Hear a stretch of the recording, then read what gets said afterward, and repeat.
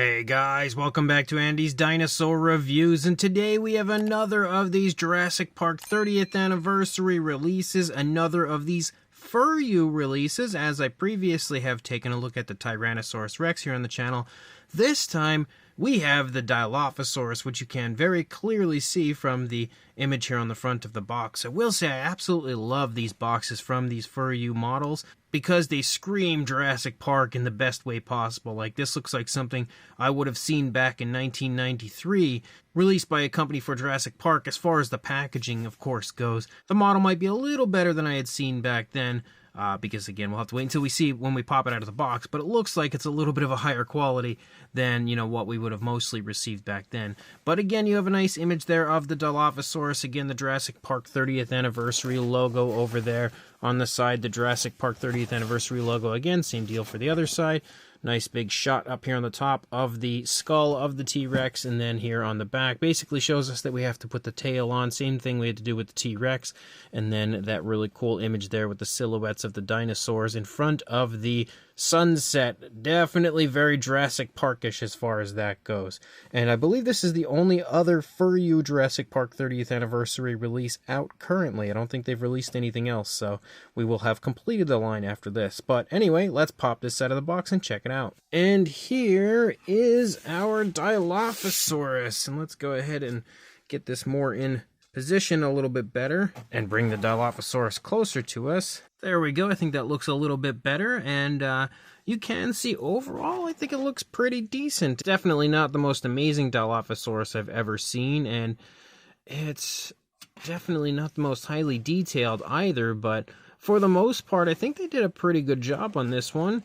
And the one thing that I can see I'm not a big fan of right off the bat is the paintwork here of the face. I think the face looks a little questionable when it comes to at least the realism of the paint application there, or maybe it's decals. Actually kind of looks like maybe it's decals in the face, but it's definitely still a pretty fun looking figure. So as always, let's go ahead and jump straight to a closer look at it and check it out from there. So starting up here at the head sculpt of the Dilophosaurus, when it comes to the overall appearance, I think it looks pretty good. It doesn't look terrible. For the most part, kind of replicates a Jurassic Park Dilophosaurus in decent fashion. I think maybe there could have just been a little bit more sculpted out here in the face. Like, you don't really notice the palate, which is something you would see on the Dilophosaurus, and the fine detail isn't quite as impressive as I might expect to see when it comes to a Jurassic Park Dilophosaurus. It's almost like the most basic bare bones version of what you would see with a JP style Dilophosaurus, but it doesn't look terrible. The paintwork looks okay when it comes to the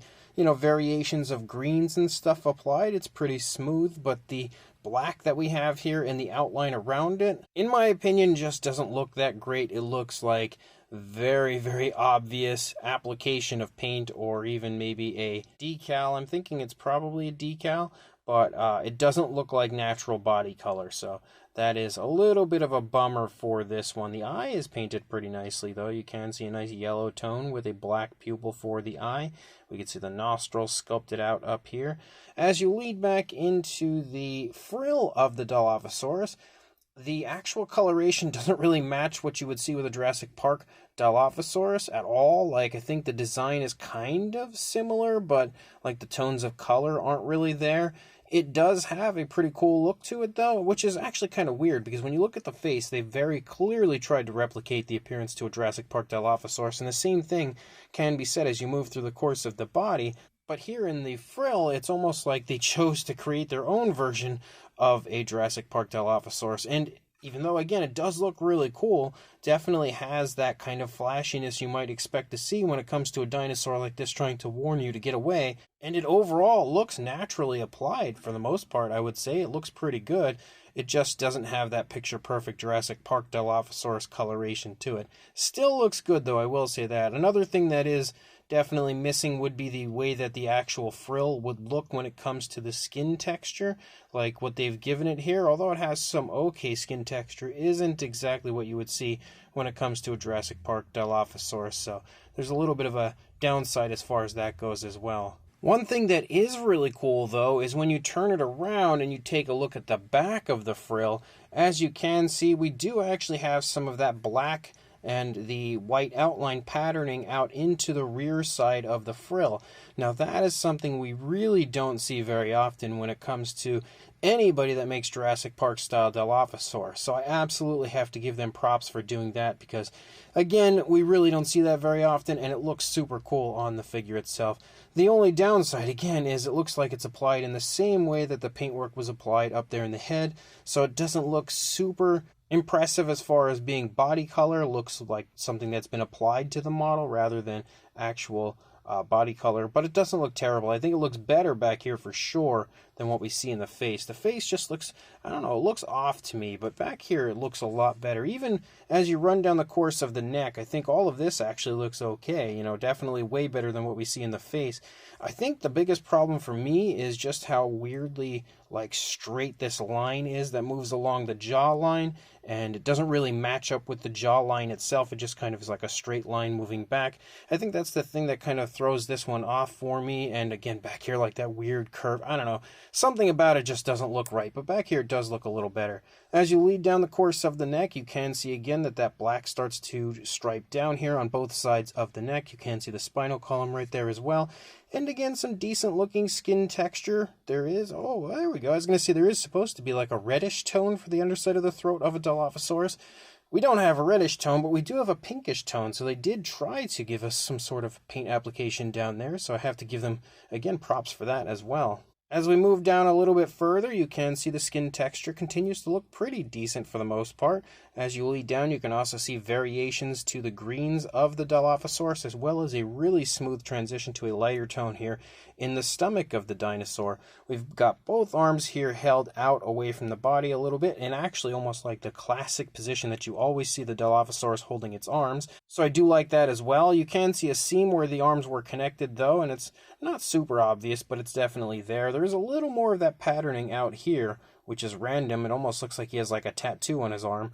Do we have the same thing? Yeah, same thing going on over there. That's a little strange. I don't really like that too much, but as you lead out, the hands look pretty decent, and we do have nails painted with a nice black, so that's also a plus. As you move back into the stomach, you've got some skin wrinkles and stuff right there. We continue to have that patterning here moving along the back of the Dilophosaurus, running along. It looks, again, pretty good. Definitely better back here than it looked up there on the face of the Dilophosaurus. And then as you lead down here into the thigh, you can see some muscle definition as well as some okay, still very fine looking skin texture moving down. We have more of that patterning here as you lead down through the course of the side of the thigh, and again a little tiny spot of it right here. Some of it looks okay, some of it is a little questionable, I would say. But as you lead down, you can see the knee, you can also see the calf, and you can see a seam right there where the leg was connected. But then leading down into the foot looks okay. A little muted, I would say, as far as the detail. And honestly, that's almost been the theme of these models, is kind of being slightly muted more so than what I would expect. Because like you can see the scoots begin to pick up there on the upper part of the toes, but as you lead down into the toes, they almost are like gone. They're just like mush. I don't know what happens there.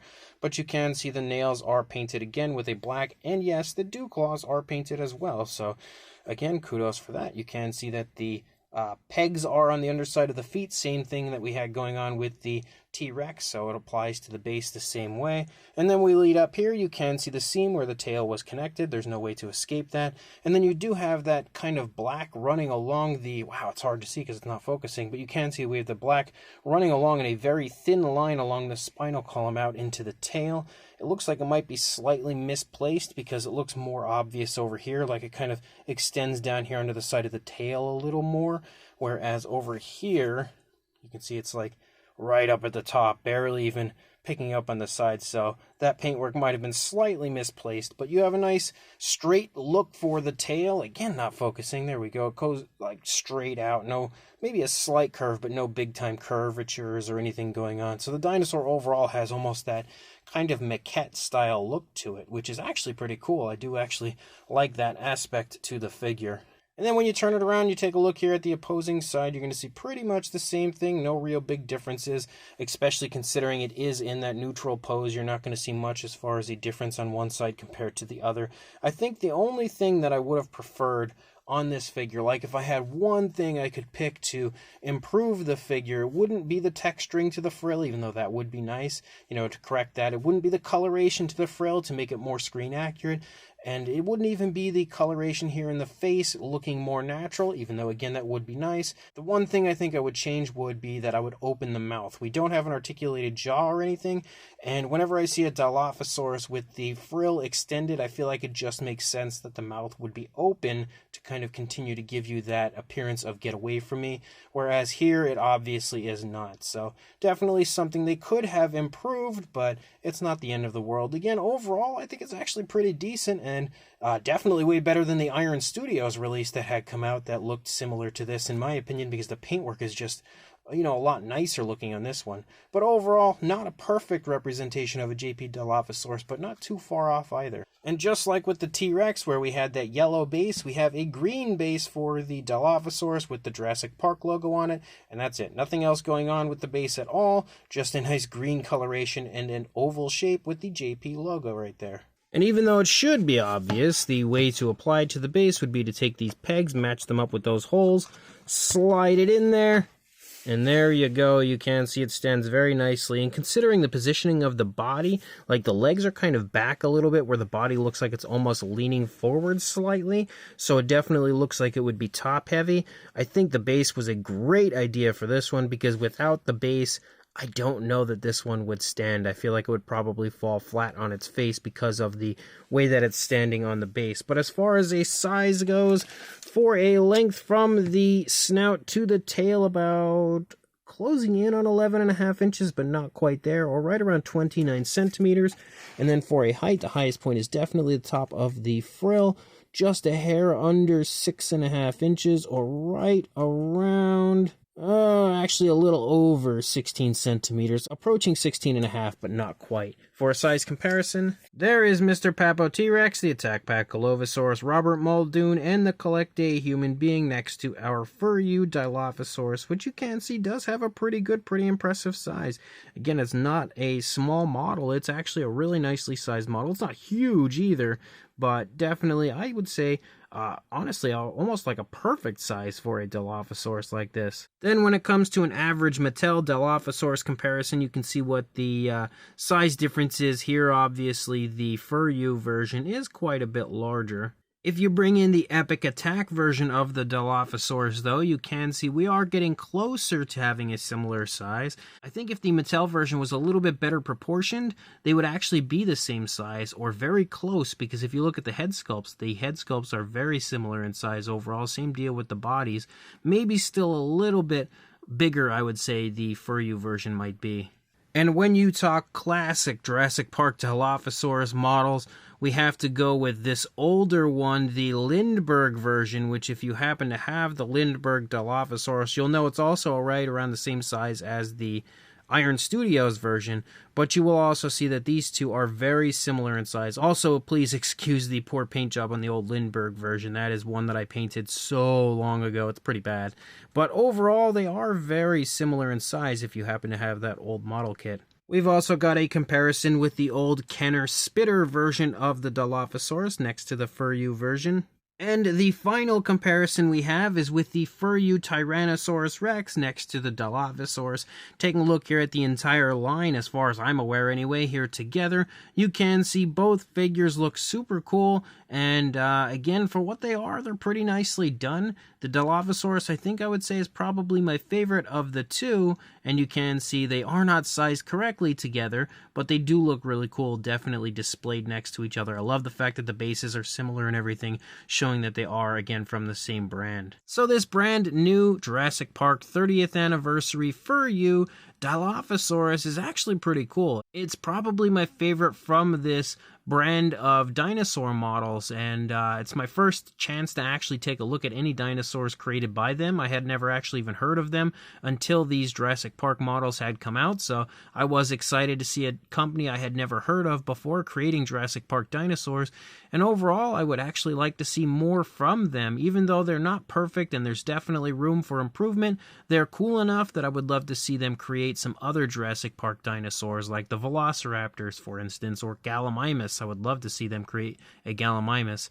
But overall, this Dilophosaurus has its ups and has its downs. The sculpt looks pretty good for what it is. Again, it's pretty close to what I would think a Jurassic Park Dilophosaurus would look like, so that's a plus.